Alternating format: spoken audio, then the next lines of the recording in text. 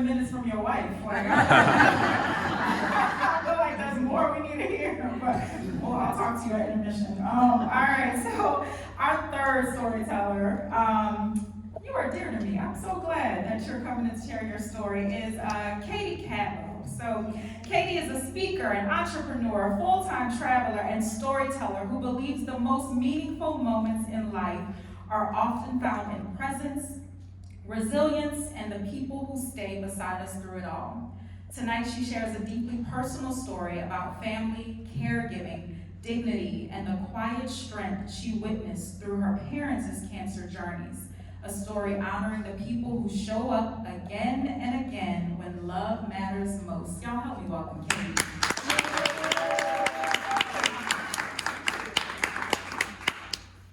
Thank you. In a hospital hallway, someone said, "You and your dad are always dressed like you're meeting the queen."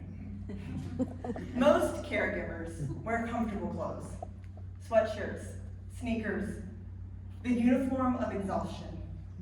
But my dad was always in a collared shirt, pressed slacks, and a belt. And if I wasn't in workout clothes from training clients, I was in a dress and heels. My mom believed something deeply. I said to the lady, that's because to us, we are. My mom believed something deeply. How you present yourself to the world matters. Remember to whom you belong, she would always say.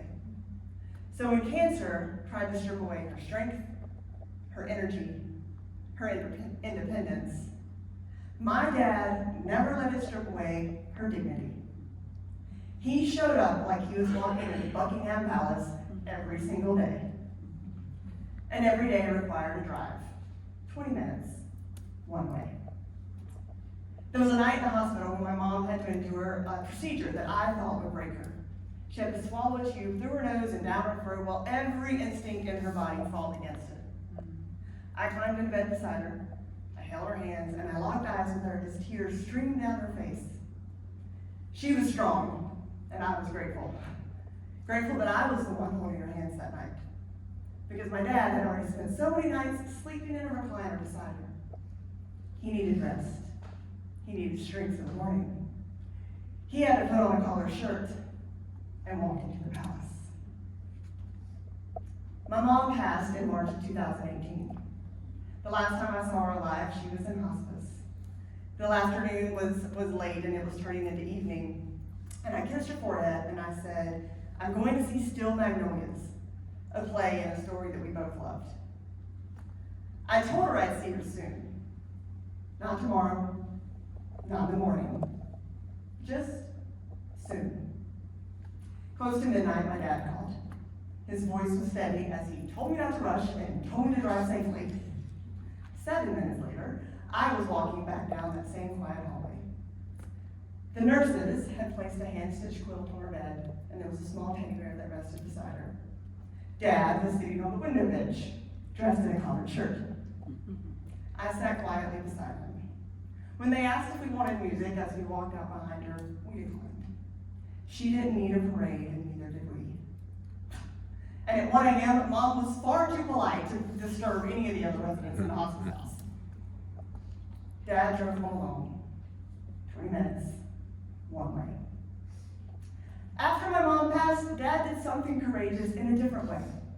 He chose love again. Her name was Hope, and she was. They married in 2019, and just 3 years later, the same diagnosis returned. Same stage, same cancer, different woman, same man. They lived in Gaffney, and many appointments were in Spartanburg, 20 minutes one way. Dad made every drive again and again. And believe it or not, when Hope entered hospice, she was placed in the exact same room my mom had been in. Same hallway, same chair, same window bench. We had walked this path before. This time, it was morning. I was getting dressed to go visit when I felt an urgency, like we needed to hurry. We were 5 minutes away when Dad called. Hope had just passed. When I walked in, he was sitting in the lobby near the window, perfectly dressed. We walked the same hallway. There was a quilt, there was a bear, different woman, same man. The hospice house was full. More voices, more business, more goodbyes. Very different from the quiet midnight when Mom passed. But the constant, the one who never changed, was my dad. 2 women, 2 journeys, same man. He made the drive, he sat in the chair, he held the hand. He stayed. When Mom was alive, she used to ask me to text her when I would get home every single night.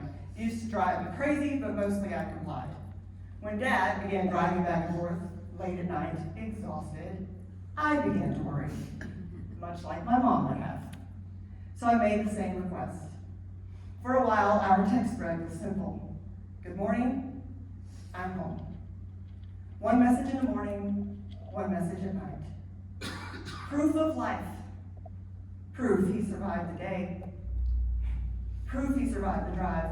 20 minutes one way, again and again. We talk of cancer survivors as the ones who beat the disease. But I have witnessed a different kind of survivor. The husband who drives 20 minutes into heartbreak every single day. The man who walks into the same hospice room twice and sits in the same chair. The spouse memorizing lab numbers. The one who stays steady when everything else is falling apart. My dad survived cancer twice. Not in his body, in his heart. Cancer taught me this. Strength isn't loud. It isn't about muscles or stoicism or pretending you're not afraid. Strength is showing up. It's putting on a collared shirt. Strength is dignity in a hospital chair. Strength is treating the woman you love like royalty, even if the world sees only a diagnosis. Strength is driving into heartbreak again and again, and never once considering turning around.